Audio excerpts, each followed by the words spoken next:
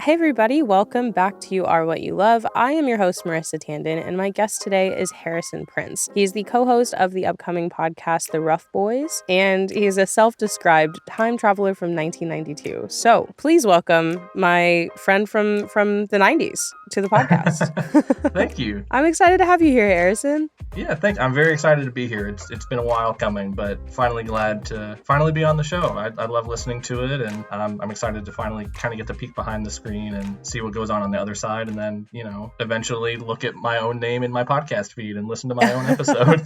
Yeah, it's so funny. I've been really enjoying the couple of times I've gotten to have people on the show who are listeners to the show and like fans of the show. And I'm always slightly nervous in a way because I know people have said, like we talked right before we got on, where you're like, oh, there's like so many cool people on the show. And then I'm always like, yeah, but I'm so nervous you're going to realize how much I pause before everything I say. I just cut it out. No, that's totally, listen, I've done a little bit of podcasting myself, not to brag, but so yeah, I know sort of about the magic of editing, and I know I sound much goofier and not as streamlined as I will at the end of this, which is always nice. And I think that's part of the reason I like it so much, is because you can't edit yourself in real life, but with podcasting, you sound perfectly every time. Oh, absolutely. Yeah, I agree. It's very nice when you get to the end and you can say like, oh, everyone, I always give the disclaimer when we record actually of like, feel free to pause. I'm going to cut it out. Everyone you've been listening to did not sound as polished as they sounded when you listened. Yeah. And even I don't. I will talk on top. See, I'm already stumbling. I will talk on top of myself all the time. Well, I am excited to have you on and to talk about a very cool book series this week. Yes. So do you want to tell us what is the book series that changed your life? So the series is Pendragon. I think the full title is Pendragon Journals of an Adventure Through Time and Space, or something really, really long, but colloquially they're just called the Pendragon books. It's a series of 10 books that was released kind of in the early through like late aughts. So about, 20 years ago at this point, which I'm just now realizing was 20 years ago. But yeah, no, it was a series of books by DJ MacHale about a boy named Bobby Pendragon from our world who finds out he is essentially a hero. They call them travelers. He's like this cosmic hero traveling through time and space to all these different worlds and time periods and fighting this evil entity, this evil sort of doppelganger called Saint Dane. And these books are about sort of his adventures through time and space, like the title says. Very fun, very like reminiscent of Doctor Who a little bit. Yeah. It sounds very cool and very like an epic world. Yeah, I don't think I'd ever made the Doctor Who connection because I do enjoy Doctor Who as well. And I think this is the first time I've ever sort of thought about the parallels between the two, and maybe that helps explain why I like one and like why I like the other. So yeah, it is, now that I think about it, it is very Doctor Who-esque in a way. Yeah, very fair. Yeah, I think it was the journey through time and space, like that. The phrasing of that made me go, oh, Doctor Who. Yeah. So do you remember the first time that you came across the books? Yeah, it was Christmas. I forget exactly which year. I want to say about 2003. And we were at my grandmother's house, which was kind of a special occasion for us. My grandmother lived out in the Midwest, and I'm out on the East Coast in North Carolina. So seeing her at all, especially on a holiday, was always kind of a fun occasion. And it was even more special this time around because we had actually also been there for my birthday over the summer. My birthday is in July, and so we visited her in July and then had come back for Christmas that same year, which was not something we did a lot of when I was younger. So I don't remember exactly when. Again, this is at Christmas. We were there for a while, but at some point my mom came to me and handed me like a present, like a wrapped gift, which doesn't sound unusual at Christmas time, but it was very clearly a birthday present. And so, I'm very confused, obviously. I'm like, what is this? And she's like, well, when we were here for your birthday over the summer, I found this book, wrapped it up for you, was going to give it to you, and then completely forgot where I hid it. So we left, after my birthday in the summer, and we're away for 6 months. And then it's at some point in that 6 months, she said, I remembered where I hid it. So when we came back for Christmas, she went and got it for me and handed it to me. And that was the first Pendragon book. And so that was sort of that was how I was given and introduced to the world of Pendragon. I love the idea of your mom hiding a present and forgetting about it for a long period of time, for like a 6-month period of time. Oh, yeah. There were, I think everybody at some point kind of questions, like, am I really related? Like, it's that stereotypical, like, am I really related to my family? Am I just adopted or something? But that story, like in a nutshell, I'm like, oh no, yeah, that's something I would fully do as well. This is definitely my mom. I'm definitely her son. Like, okay, this is a family thing that we do. I get it from her. Oh, it's very sweet too because it's like I love how she was like, I went to a store, I saw a book, I thought it would be nice for you, I wrapped it all up, and then I hid it and then completely forgot. Yeah, and again, it's exactly the kind of thing that I would do myself. I probably have done it at some point in my life, and I'm just not remembering it at the moment. But So yeah, very she, forgetful Prince clan, I'm hearing. yes, absolutely. Oh yeah, very, very. Well, did she happen to tell you, like, was it the cover? Was it the type of book? Were you already reading these kind of like big fantasy style books? Yeah, I've always been into fantasy and sci-fi and those kinds of books and movies and TV shows. And again, back when, this book was being published and, at this point in time, the big thing was Harry Potter, which I was reading a lot of. Mhm. So from what she told me, she said she just went into like Barnes and Noble or one of the big bookstores and said, "Hi, my son really likes Harry Potter. Is there anything like that I can give him?" And the guy behind the counter was like, "Oh yeah, we've got these Pendragon books that are, kind of similar. Again, it's about like a early teenage boy or young boy traveling and having these adventures and fighting this, stereotypically evil bad guy kind of thing. So there are some similarities there, but yeah, I think she just knew I was into those books and wanted to find something kind of similar that would keep me occupied for a while, and that was what the guy recommended, and it all kind of worked out in the end. Yeah, it's interesting that you bring up like the selling of books based off of I liked this other thing because I think books in particular have gotten really caught up in that sort of comparisons essentially. So saying like if you liked Harry Potter, you'll like this or this is Harry Potter meets Doctor Who or kind of like pitching things that way. And I love the bookstore feel of that when you go into a bookstore and you ask a bookseller for the kind of next thing that you'll like because there's something very like what's the word I'm looking for? Something very like personal, like personally curated for you where it's like an individual connection over the next piece of art. And this one has the extra layer of like your mom knowing what you like, going to a store, asking a person about the things that you like to find the next thing that you'll love. Yeah, there's a familiarity or personal touch to it that you just don't get a lot of anymore. Where, again, to show my age a little bit, you could used to like go into Blockbuster and ask somebody like, well, oh, if I watch this movie, what movie would I like next? And maybe if you, got lucky, the guy behind the counter there would, give you some good recommendations. But anytime I've gone into a bookstore and asked for myself or for somebody I'm shopping for, if I say, hey, I'm looking for something kind of like this, they're always very enthusiastic. And again, they put their own little personal recommendations in there like, oh, I've been reading this, I've really liked this. And nowadays, when you can just go online and, type in the name of the book and go to Goodreads or whatever and find a million recommendations for things like that, you kind of miss out on that. So yeah, there is something kind of special about the bookstore way of recommending and selling things. Yeah, I agree. Were you a bookstore kid growing up? Like, I know I spent so much time doing exactly what you just described, which was like going to a bookstore, going through the shelves, finding either someone else book shopping or a friend that I had gone with or a bookseller and being like, what is the next thing that touched you in a way that now I can have that same experience?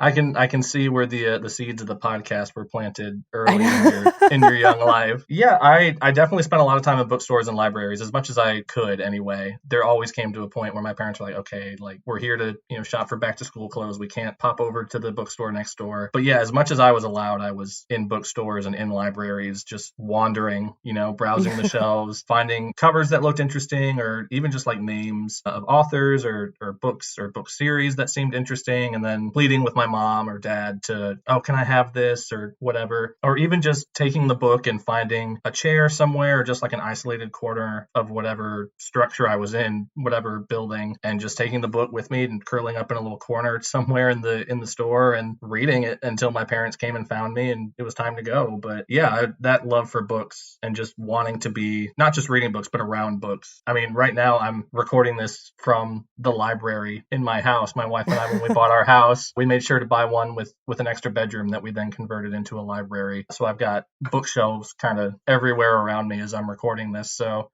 Oh, that sounds so nice. it's very That's nice. amazing. Yeah, Yeah, it's I was the like, kind of I'm thing, such when a we were looking for a house and we were like, I don't know if we're gonna find one that lets us have this, because it's something we had talked about for a long time, was having our own little library. And then lo and behold, a house pretty much just fell into our lap that gave us the opportunity to do just that. And we took it and ran and haven't regretted it for a second, I don't think. I was such a bookstore kid as a kid, and then it got to a point where I like how you said, like, as much as you were allowed, like, your parents at a Yeah. certain point were like, "You need to calm down."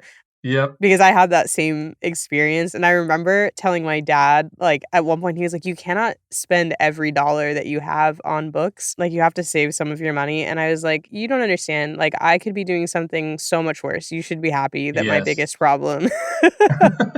I've thought a couple times in my life as I've needed a job at various points, I've thought about applying to work at like a Barnes & Noble or some bookstore in my own head. And then more recently, my wife, we've always cautioned against it because we both know that I'll just spend my entire paycheck at the bookstore. Oh, Like I'll yeah. just check my account, the direct deposit will have hit, and I'll be like, cool, I'm going to take my lunch break and just go spend all of my money on books and come home from work. Like I got paid today and now it's all gone. So, yeah, as much as I would love to work at a place like that, it would not be a good financial decision for me.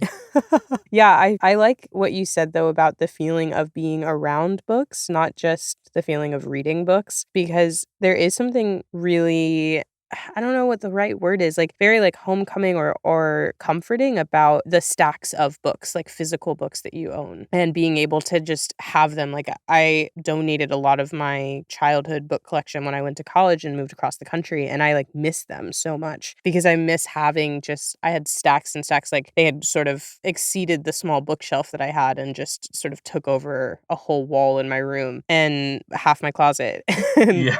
and now it's like I'm slowly rebuilding that collection as an adult, but there's something also kind of nice about being able to look at the physical space that stories can take up in your life, in your room. And I think we've had such a shift with technology to ebooks, Mhm. which I think is great for accessibility. Like there are actually quite a few books that as I'm an adult budgeting my money in a more responsible way, Yeah. like there's quite a few books that I've read that I maybe wouldn't have because I'm using there's like an app called Libby where you can basically Yes. have like a library card but on your phone. Oh, I love Libby. Love Libby so much. I don't know what I would do without it, honestly. I agree. I didn't know about it until quarantine. And then during that time, because you couldn't go to the actual library, Right. that was when I got a digital library card. And I have read probably dozens of books just through that app. You said you use Libby. Was it hard to convert yourself to allow yourself to read ebooks? Did you miss that physical copy or are you kind of open to both? I'm open to both. What really, like you said, what it was for me is, when I was a little younger and didn't have as many bills, it was a lot easier for me to say, yeah, I'm going to go buy a couple books and store them somewhere in my house. And then as I've gotten older and had more expenses, I guess, I've understood the appeal a lot more in that sense of just, oh, I can check something out from the library and read it and enjoy it on my phone and not have to worry about late fees or anything like that. And again, the thing about Libby and accessing things through the library is I have access to so many more books and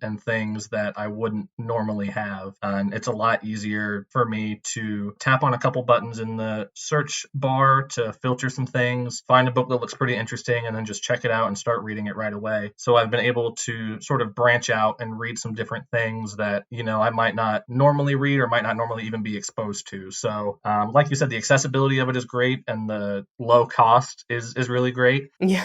Free? Yeah. Oh, yeah, absolutely. If I had to pick, though, between one or the other, I'll pick the physical books every time. Like you said, there's something so comforting and familiar about the stacks of books and the bookshelves and just being sort of in that space that you just don't get with an e-reader or anything like that. Yeah, I agree. I think it's like the actual representation of the time that you spent with those characters and with that story. Mhm. Sometimes even if I didn't like the book, like I still enjoy having the actual physical copy of it because I was the same with DVDs. I was like a big DVD collector as well. And so I still have basically since streaming became popular is probably where it cuts off, but so whatever year that was is probably the last year I have like a large number of DVDs from that year. But I used to have like box sets of TV shows, every movie that I loved from the year. I got everything on DVD and then Blu-ray. And then there's something really lovely about kind of being able to just sort of look on a shelf and see how many hours of your time was spent perhaps like not living in reality and right and then also being able to like browse the history of that, like the history of what you've consumed, and pull out the same story again and like return to that place. Like it's always physically waiting for you. Yeah, it's nice to just be able to go back to the shelf and pull off a book or even a DVD and consume that media. Even if you've consumed it, watched it, read the thing, whatever, even if you've done that 100 times, 1,000 times before, the act of going to the shelf and getting it and going through the steps of curling up in your favorite chair or putting the DVD in the DVD player, just even those acts, in addition to experiencing the story, is just as much a part of it, as part of the experience. Yeah, absolutely. I will ask you my first controversial question of the episode. Are you a hardback or a paperback kind of guy? I like paperbacks. There's something to back up and Hot I guess, take. yeah, to retake that a little bit. My wife and I have very different opinions about this because she was primarily raised on library books, not necessarily a large like personal collection from the bookstore. So she is much more gentle with her books than I am. I hate to say takes better care of them, but she's a lot more conscientious about, if she's eating something near a book or anything like that. Whereas I'll bend pages and like dog ear pages and Ooh, I'm cringing. Okay.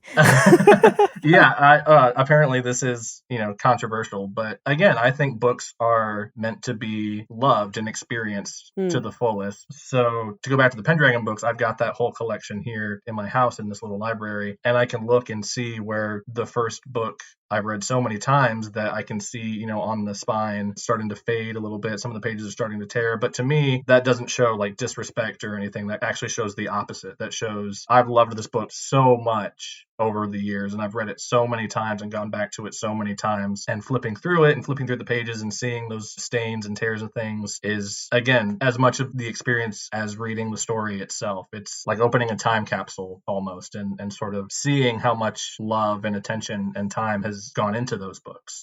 Yeah, I really like that. Like you're leaving sort of almost like a museum of what you felt while you read it, where you've taken it and where it's been with you. There's something really lovely about that as well. As much as I am closer to your wife's behavior of keeping my books in very pristine condition, which I guess is perhaps like the same but opposite, trying to preserve that story of, I don't know, I'm perhaps getting a little too metaphorical, I guess, but like I like how there's two kind of extreme camps, but both mean the same thing, which is for you, it's like, I want to have the scars of my experience with it. I want it to look like I've loved it and held it. And if it's a pristine book, it just means you only read it once and maybe you didn't even enjoy it that much.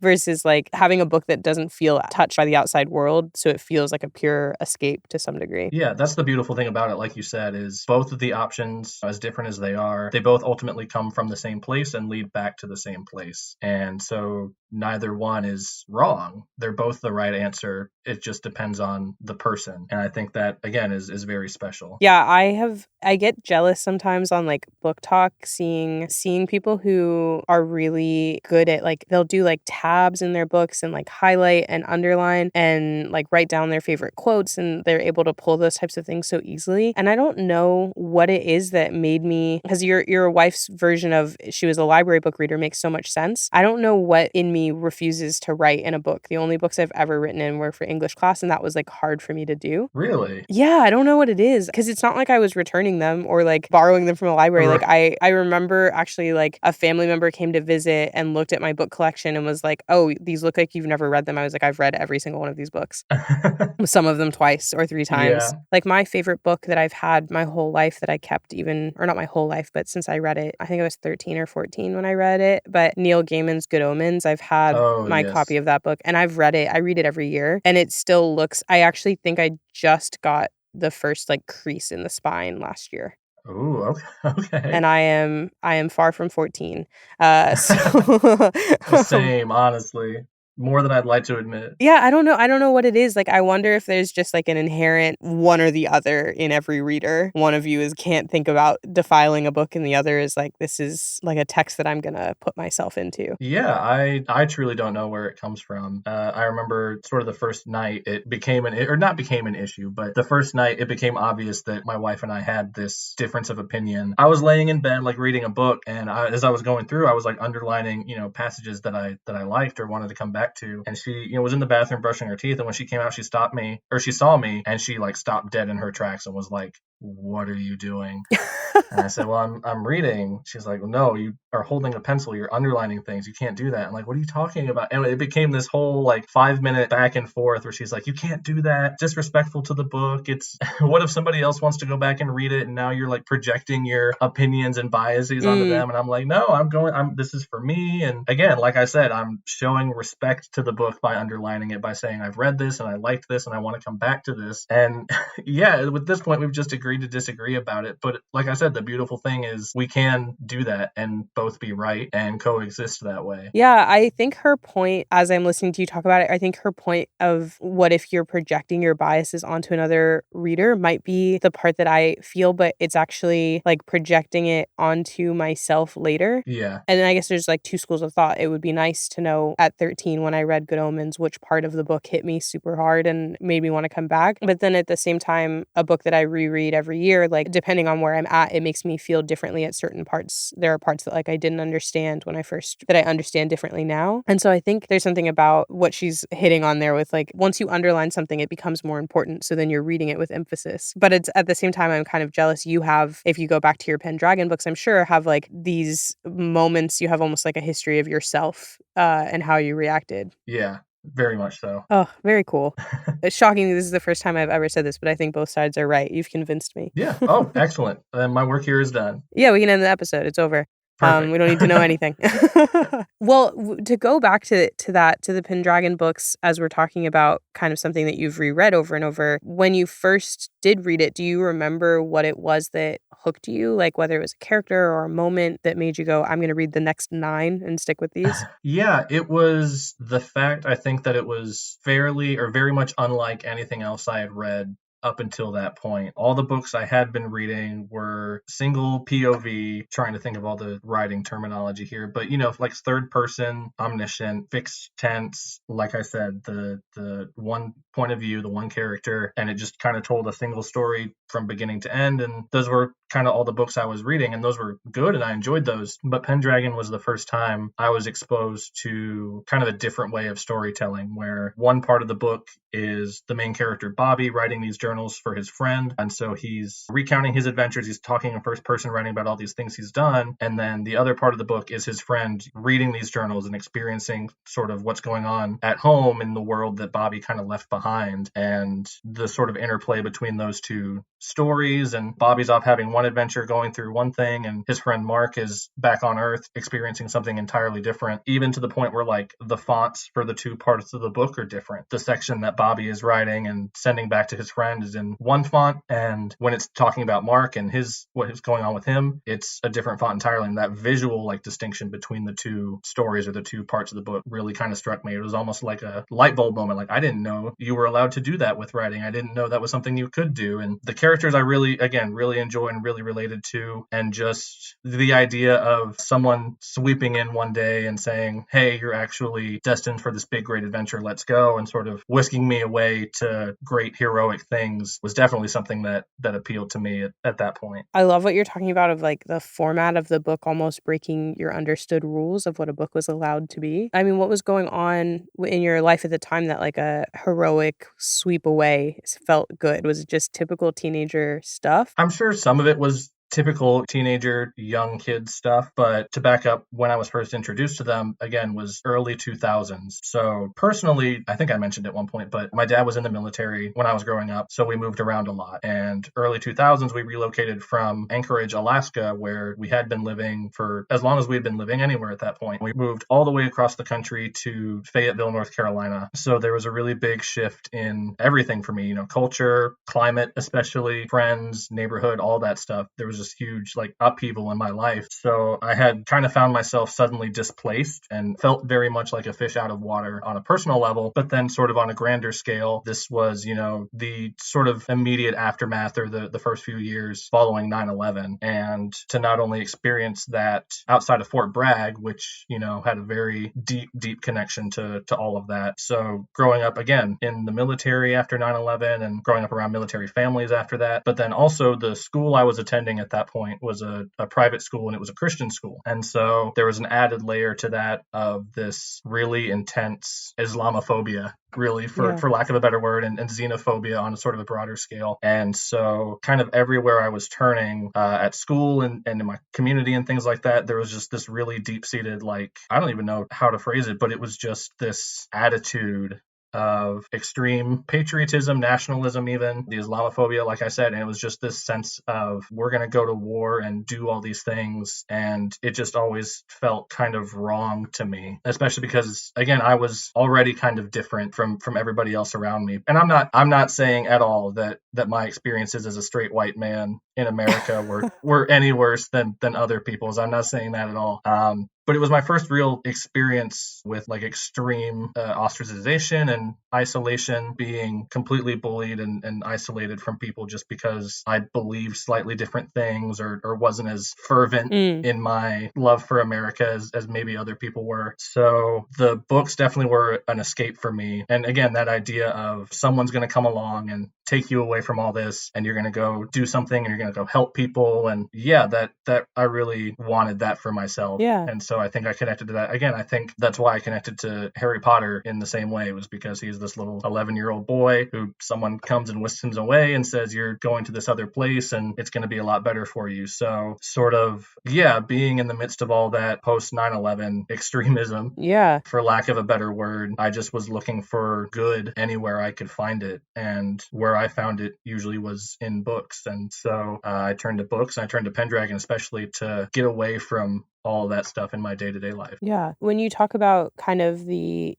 feeling that this reaction was wrong, did you feel like you had come to that conclusion because you were reading so much and you had a wider scope? Or was it like a gut feeling of, yes, this thing that happened is very bad. No, we shouldn't blame and attack an entire group of innocent people over it? Yeah, I think it was more of having been kind of exposed to other things. You know, my parents had always been very good about teaching me a lot of different things, exposing me to a lot of different ideas, getting me to sort of think about more than just myself or beyond myself, about the people around me. And again, having lived kind of all over the country and done a lot of things and had a lot of different experiences than, you know, my peers, I definitely think sort of conditioned me in a way. Maybe that's an extreme word to say, but it sort of prepared me, I guess, for this situation where all of a sudden anyone who was even the slightest bit different was bad and wrong and should be shunned and all of that. And that was just not something that I agreed with, like, at all, just based on my lived experience. Yeah. But again, it wasn't the kind of environment where you could really say those opinions or express those opinions at all. So yeah, just I think the job that my parents did raising me to sort of be a kind, empathetic person, and then I was being exposed to those ideas, you know, at this Christian school, not to bash the religion too much, but especially at this school where people were saying one thing and then turning around and doing the exact opposite, kind of seeing that juxtaposition or the hypocrisy, I guess, really kind of, again, just kind of, it didn't sit right with me. It never has. And I think I'm kind of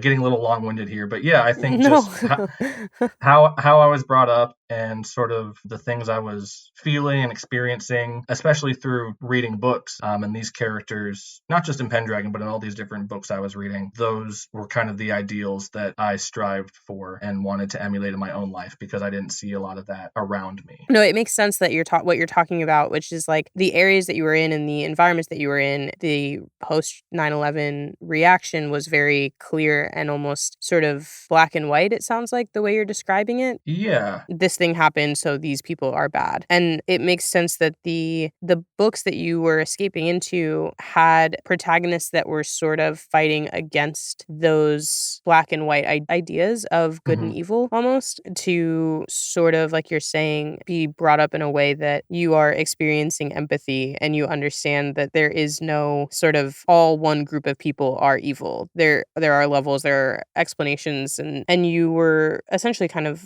growing up in an area where people were reacting to their fear and like the fear of the other. That's a really good way to put it. It was very, you never would have known it. Again, as a kid, I don't think I would have phrased it that way. But looking back on it as an adult, there was very much an undercurrent of, again, the military side of things as people were shipping out and going overseas to fight this thing. Some of the fear I can understand, but the level to which it was taken, again, like you said, it was very much black and white. It was either, the phrase that always got thrown around was, you're either with us or against us. And there wasn't any in between. There wasn't any room for discussion. There wasn't any dissent allowed, really. It was pretty much you're on our side or you're the enemy. And if you put even a little toe kind of outside the bounds of what was okay, that was it for you for the most part. And again, like you said, that's not what I was being taught. That's not what I was reading. I was being exposed to the idea that there are nuances and layers, and the world isn't pure black and white. There's lots of nuance to it. Yeah, especially as you were explaining it, I was truly thinking of like Harry Potter. You're either with us or against us, and there is no dissent. And that was on both sides. So it was really, it didn't matter if you were on the right side or the wrong side of the war. Depending on what side you were on, you obviously thought that side was the right side. Yeah, absolutely. Yeah, I think it's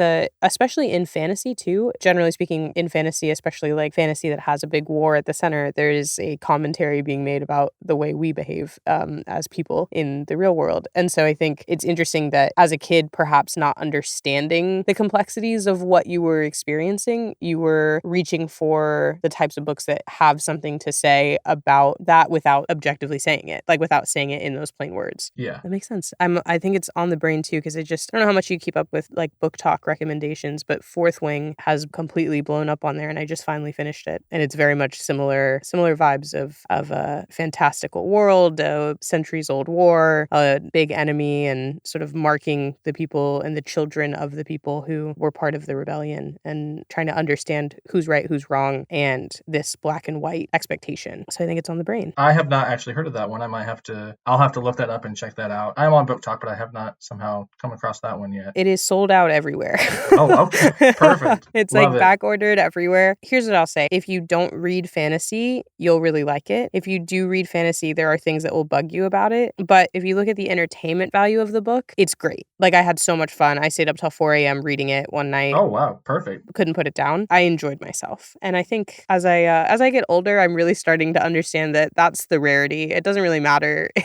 Like the craft of it can be, I just want to have a good time. So yeah, I am at a point now where I'm more protective of my free time in the sense that I do just want to enjoy myself. And there was a point in time where I would get so bogged down in criticizing, well, like you said, the craft of the book was this, and I didn't like that decision, whatever, that I just would waste time sort of complaining about things when ultimately I enjoyed the book or enjoyed whatever the thing was. And now I'm at a point where, yeah, I'll read something, and if, I kind of enjoy it, even if it's not my new favorite book, even if it's not something I'm going to go back to every year and reread. If I enjoy the book and enjoyed myself while I was reading it, that's a win. Yeah. Yeah, not everything has to be your new favorite book. It's okay for things to occupy a tier that is, I read it once, I enjoyed it, I probably won't read it again, but that's okay because I enjoyed myself. That was not time wasted. That was time well spent. Yeah, I agree with that. I really think I really relate to that feeling of really losing time, like you said, wasting time, tearing things apart, of being like, it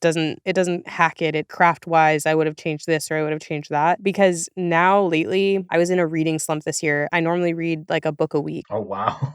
Like Fourth Wing was the 7th book I read this year, and it is August 3rd. I just finished it this morning.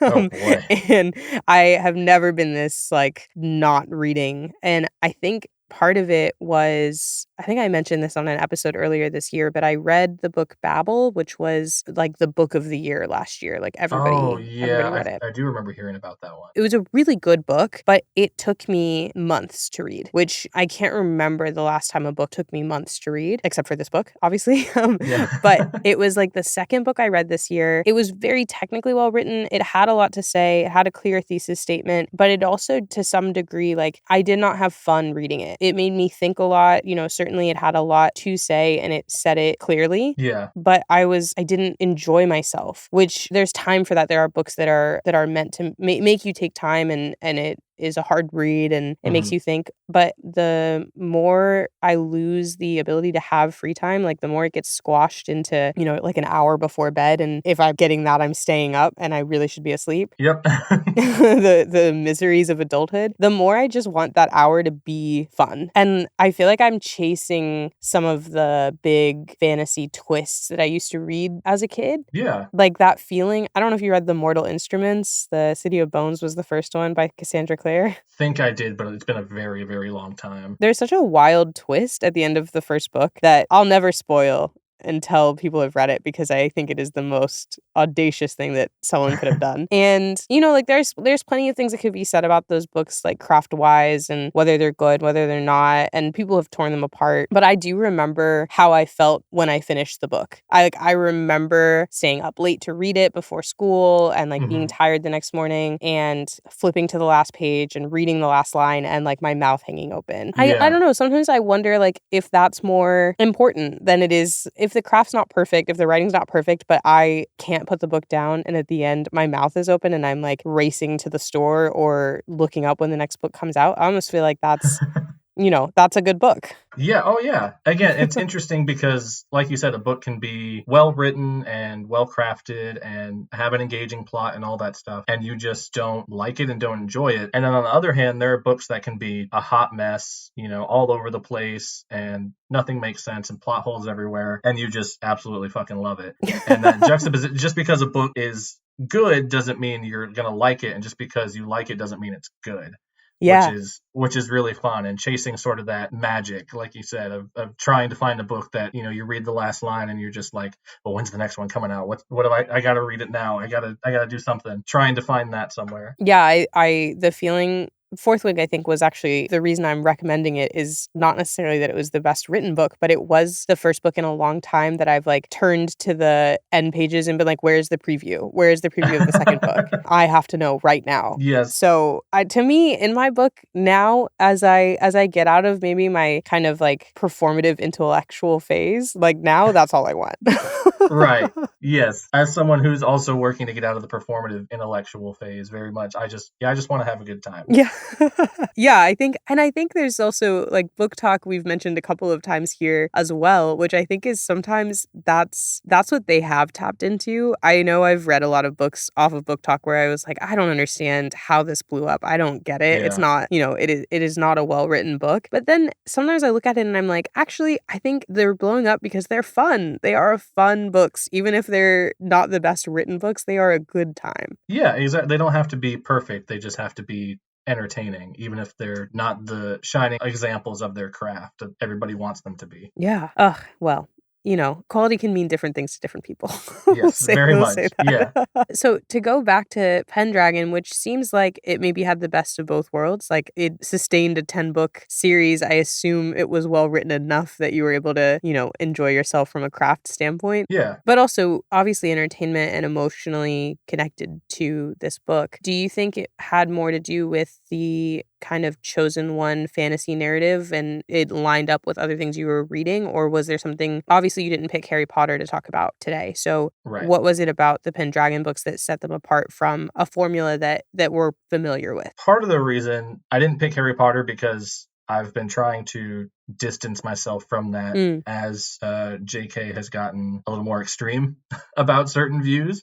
I've tried to leave that in the past, so to speak. And so, I could talk about it at length and the impact it had on me, but it's not something I want to sort of continue to live in. It's not something I want to continue to acknowledge. And I can say, okay, that had an impact on me. It'll always be, a fundamental part of me. And that's sort of the end of it.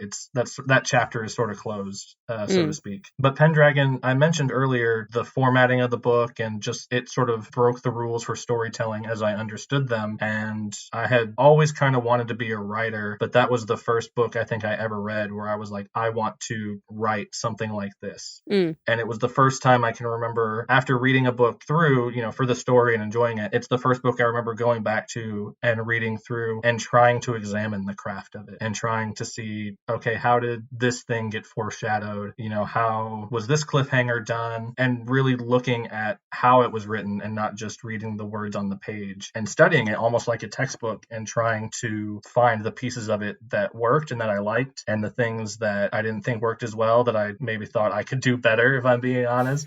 But yeah, it was the book that I think made me really want to pursue writing in whatever capacity. It made me think this is very cool and I want to do something like this and have someone else feel this way about something that I've written. I love the idea of sort of recognizing craft for the first time that you're describing, because I think those little building blocks of what makes a writer are so interesting to me. And that moment, I feel like when you recognize that moment, then you sort of like start to backtrack and realize that you've been doing it your whole life too. Like you've been sort of finding the things that you like about stories and how they're told. And there's something really cool about it being a visual representation for you, like the fact that it was split into two characters and that those two characters actually had different physical like design of the book, of the text in their chapters. Because there's actually, I feel like there's not a lot of books that do that. And I remember the first time I had something published, like working with the designer, and they were explaining like the type font and why it's important and how it changes the reader's experience and these little like Easter eggs that you can put in. And there's so much of a craft to the actual design of the book itself. And maybe this is partially why I don't like an e-reader, because you can change it and it takes away like a whole person's craft, basically. That's a good point. I hadn't actually thought about that. Yeah, I think that's part of it too, because it's like when you look at the book, like the now I can't remember the name of the page, but in the front of the book, there's like usually it says what font the book is in. Is it the copyright page? Is it just on the copyright page? Yeah, I think it's on the copyright page. Yeah, because it lists the people. You know, like this book was edited by this person, copyright of this person, this publishing house, and then it also lists the font that the book is in. And I think that is part of why I get annoyed with e-readers. Like your maps are split into two pages that you have to swipe digitally to get to. Oh, trying to look at any sort of image or picture or map on an e-reader is just a nightmare. That's one of my least favorite things about trying to read on an e-reader, is trying to manage the picture when I could just go to a book and open the book and there it is right there. Yeah, it's like you're missing a thing. I will say, actually, I'm not a big audiobook person, which is hilarious because I work in audio, but I am listening to Matthew McConaughey's audiobook right now. And this is a fun side note. I've never enjoyed something more in my life.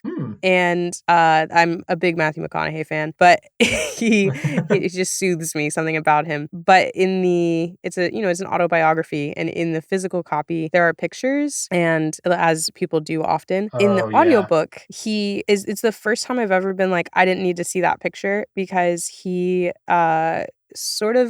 get to the page that the picture's in. He will react in some manner, like he'll have a chuckle, like he'll audibly react to looking at the photo himself. And it sort of feels like if you went over to someone's house and their parents pulled out like a photo book, like a photo album from childhood, and they're like swiping through the pages and they, chuckle because they have a memory that comes up. And then he describes the book to you. Describes the photo to you. It's That's amazing. Really cool. I was like, I imagine that he was recording the audiobook and he got to the photo and the engineer was about to turn off the recording to go to the next chapter, and he sort of just kept going, and they were like, you know what, that's going to touch someone.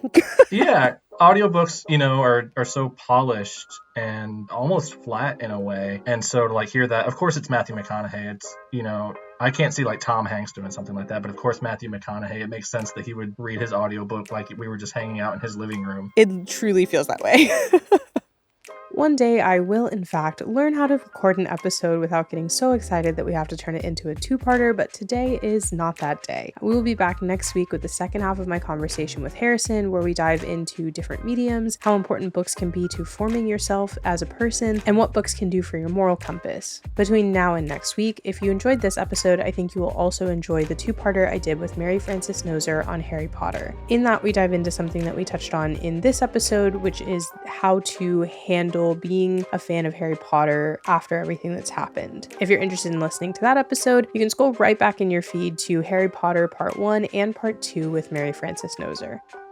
Between now and next Wednesday, if you want to keep in touch, you can follow me on social media at Marissa Kamari, anywhere you get your social media fix. You can also sign up for my newsletter by going to our website, tandonproductions.com, clicking on You Are What You Love, and signing up there. I send out an issue with every episode of this podcast. And we just started a Discord server, so if you want to connect with me, with other listeners, and talk about the types of things that we are talking about on this show, you can join that by clicking on the link in the episode description. Until next Wednesday, I hope you are enjoying what you love.